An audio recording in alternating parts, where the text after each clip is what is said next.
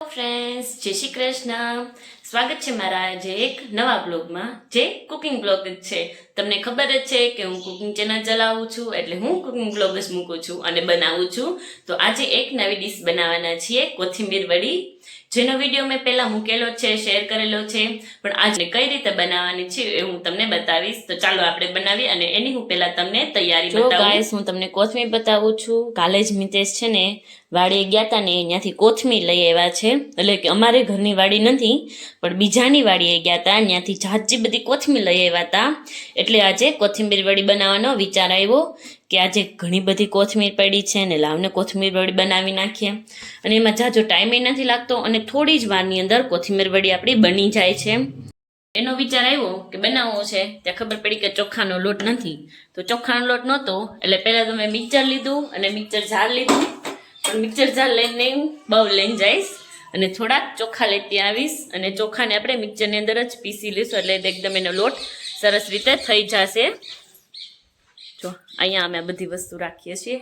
Extra room છે અમારે, સામાનની બધી વસ્તુ અહીંયા બધી પડી હોય છે, એટલે બધી વસ્તુ અહીંયા મળી જાય છે. રાહીના રમકડા હોય છે, બધી વસ્તુ હોય છે, મિતેશના કામની વસ્તુ હોય છે, બધી અલગ અલગ વસ્તુ અહીંયા બધી પડી હોય છે, એમ કે એક્સ્ટ્રા રૂમ છે એમ.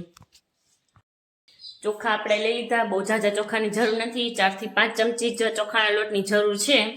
અને મમ્મીએ પહેલેથી જ સાફ કરીને રાખ્યા હોય ચોખા, એટલે આપણે ડાયરેક્ટ જ આને ક્રશ કરી નાખીએ, પીસી નાખીએ તો પણ ચાલશે. જો ચોખ્ખા જ છો, જો છે ને એકદમ ચોખ્ખા, કંઈ નથી. જો મિક્સી જારની અંદર નાખશું ને એટલે આનો પાવડર મસ્ત એકદમ થઈ જશે.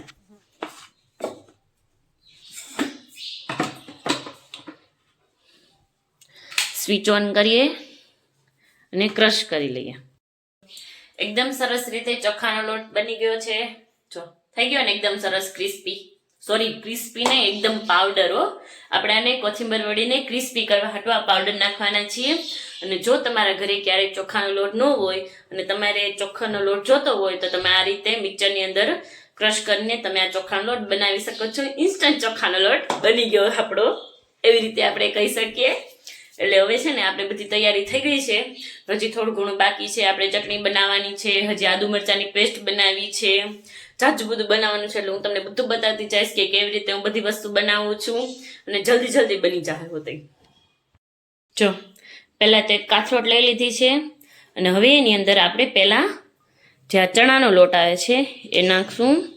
જેટલો મેં અત્યારે ચણાનો લોટ લીધો છે અને હવે એની અંદર આપણે આ ચોખાનો લોટ નાખશું. પણ ચોખાના લોટને આપણે થોડુંક ચાળીને નાખવું છે, એટલે આ ચાળણીની મદદથી હું ચાળીને નાખીશ. 1.5 વાટકો એક મેં ઘઉંનો લોટ ચણાનો લોટ લીધો છે, એટલે આપણે જેટલો અત્યારે 4 થી 5 ચમચી જેટલો મેં ચોખાનો લોટ લીધો છે. જો એકદમ આ ક્રશ કરીને રાખ્યું હતું, એની અંદરથી થોડાક જ એવા ચોખાના દાણા નીકળ્યા.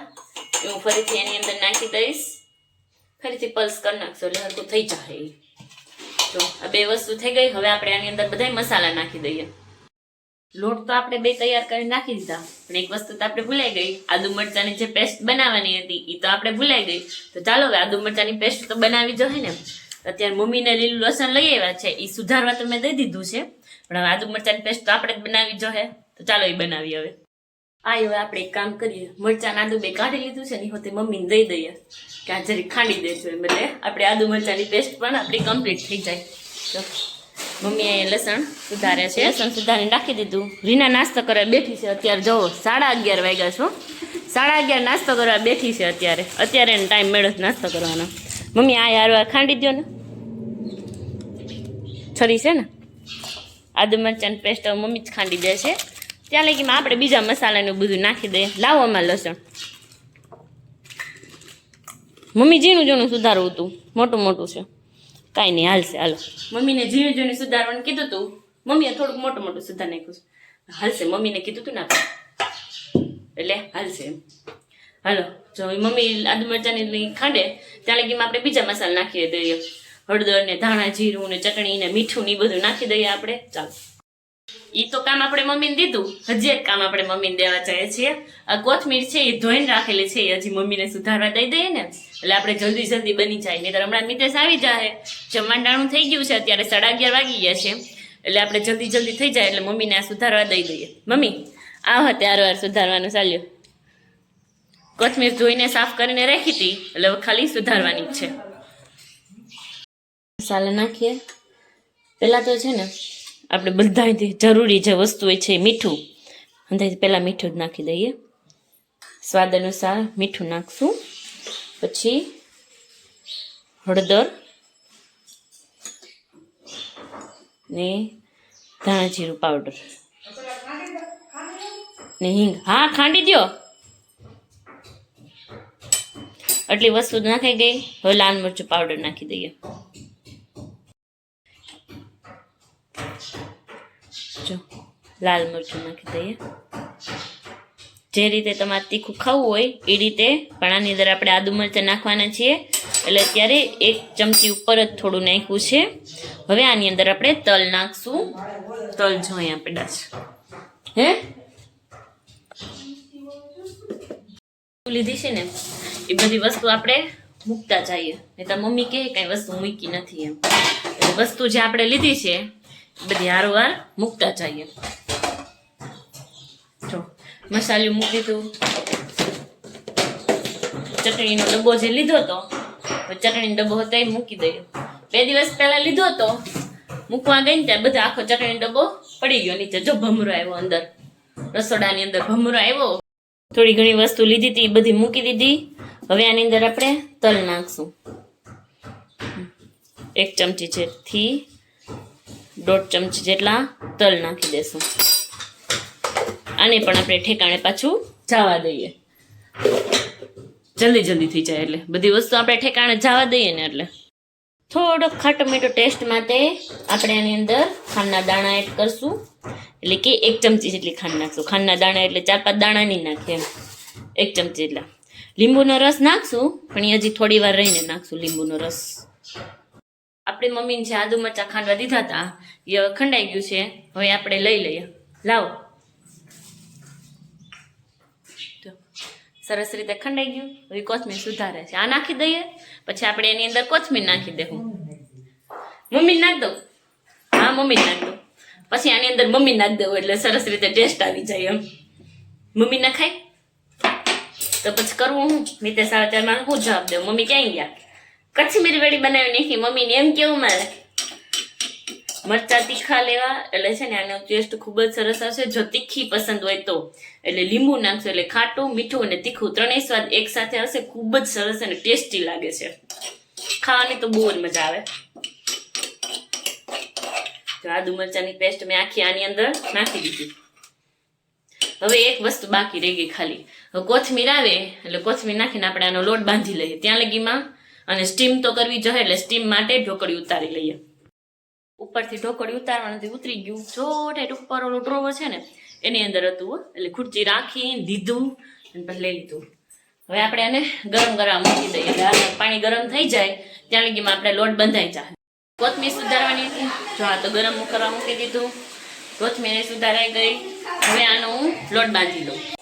જો 2 ચમચી જેટલું તેલ નાખી દઉં છું. અડધી ચમચીથી ઉપર ગરમ મસાલો. હવે આ બધું આપણે મિક્સ કરી લઈએ. સરસ રીતે બનાવી ગયો ને. હવે આની અંદર થોડુંક એવું તેલ નાખીએ એટલે અડધી ચમચી જેટલું. સરસ રીતે આવી રીતે તેલ લગાવી લોટને આપણે થોડી વાર મસળવાનો છે. જેવી રીતે આપણે બાજરીનો રોટલો કરતા હોય તે કેવો લોટને મસળીએ એ રીતે આ લોટને થોડી વાર મસળવાનો. જો લોટ આપણો એકદમ હવે તૈયાર થઈ ગયો છે. લોટ સરસ રીતે બંધાઈ ગયો છે. ઢોકળિયું જે આપણે ગરમ કરવા રાખ્યું હતું એ ગરમ થઈ ગયું છે. હવે આપણે આની થાળીની અંદર પાથરીને સ્ટીમ કરવા માટે મૂકી દઈએ. એટલી વારમાં જે 10 થી 15 મિનિટની અંદર આ સ્ટીમ થઈ જશે એટલી વારમાં આપણે ચટણી બનાવી લઈએ આના માટે અને રોટલી બનાવવાની છે. રોટલીનો લોટ હોતે બાંધીને રોટલી હોતે બનાવી લઈએ. સવારમાં ટિફિન થઈ ગયું હતું એટલે શાક તો બની ગયું છે. ખાલી કોથમીર વડી અને રોટલી જ આપણે 2 જ વસ્તુ બનાવવાની છે.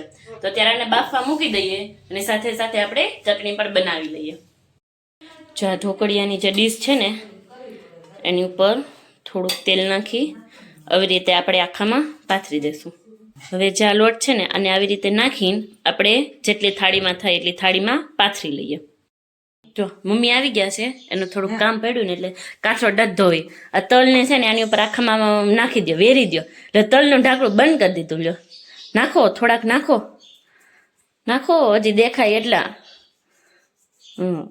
આખામાં હજી અહીંયા બધી હાથ આપણો ગંધારો છે ને એટલે. હવે આ બાફવા મૂકી દે. હવે બફાવા માંડ્યું છે. 10 થી 15 મિનિટની અંદર જ આપણે આ બફાઈને તૈયાર થઈ જશે. એટલી વારમાં આપણે, મેં તમને કીધું હતું ને આપણે ચટણી બનાવવાની છે. આપણે કાચોટી બહાર લેતા જાય અને આપણે કોથમીર અને ફોદીનાની ચટણી બનાવી છે.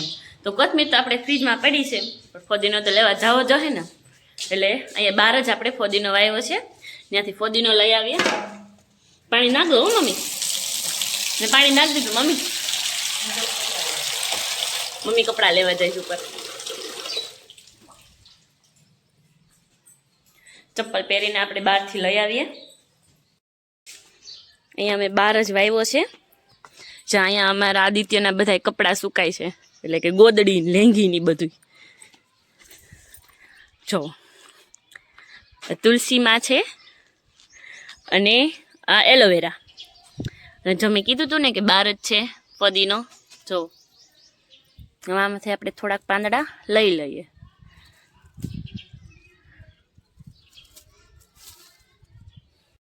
ફોદીનો તળી લીધો અને હવે અંદર જઈએ છીએ. સાથે સાથે આને આપણે અહીંયા ધોતા જઈએ, એટલે અંદરથી પાછું આવવું નહીં ધોવા. અને તો પાછું આપણે મમ્મીને કેવું છે, મમ્મી આ જરીક ધોઈ દો તો. એમને દાળ ખાવટો અત્યારે ધોઈ નાખું છું, પછી આપણે અંદર જઈ અને એક એક પાંદડા કરીને નાખી દઈશું ચટણીની અંદર. ફોદીનાની કોથમીરની ચટણી બહુ જ મસ્તીની થાય છે અને અમારા ઘરે તો બધાને બહુ જ ભાવે.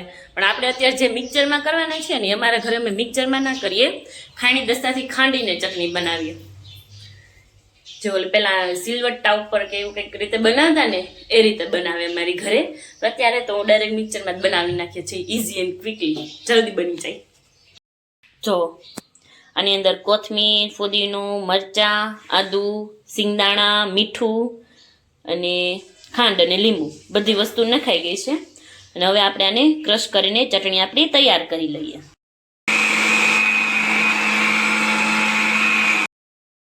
જો આપણી ચટણી એકદમ બનીને તૈયાર થઈ ગઈ છે.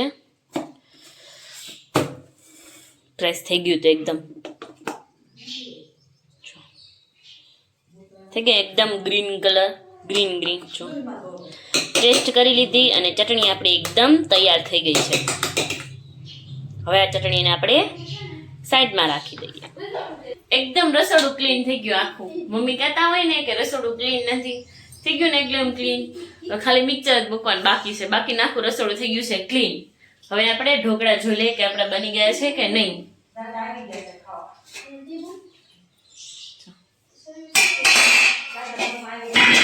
એકદમ સરસ રીતે થઈ ગયા છે. છરીથી આપણે જોઈ લઈએ. જો 3-4 જગ્યાએ અલગ અલગ રીતે આપણે છરી નાખીને જોઈ લઈએ.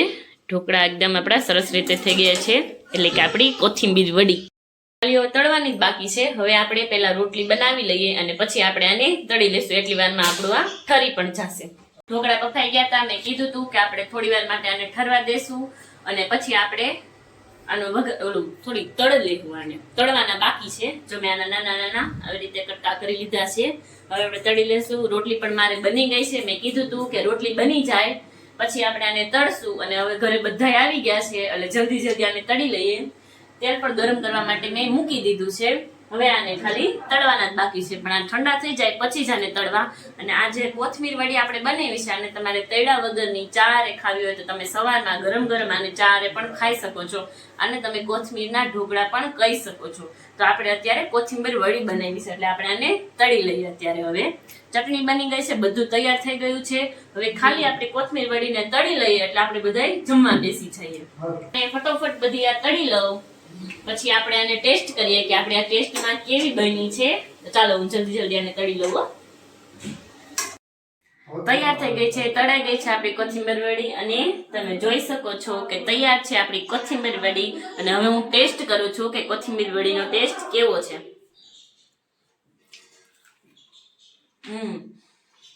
બહુ જ મસ્તીનો ટેસ્ટ છે ને એકદમ ક્રિસ્પી છે. તમે જોઈ શકો છો કે એકદમ ક્રિસ્પી છે. કોથમીર વડી આપણી ટેસ્ટમાં એકદમ બહુ જ એટલે બહુ મસ્તીની ટેસ્ટી બની હતી અને એકદમ ક્રિસ્પી બની હતી. જો તમને મારો વિડીયો આ પસંદ આવતો હોય તો મારી ચેનલને લાઈક કરજો, શેર કરજો અને સબસ્ક્રાઇબ કરજો. અને જો તમને મારા આવા વ્લોગ એટલે કે વિડીયો બનાવવા પસંદ આવતા હોય તો મને તમે કમેન્ટમાં કહેજો, તો હું આવી જ રીતના વિડીયો તમારા માટે નવા નવા લઈને આવતી રહીશ. Bye bye friends.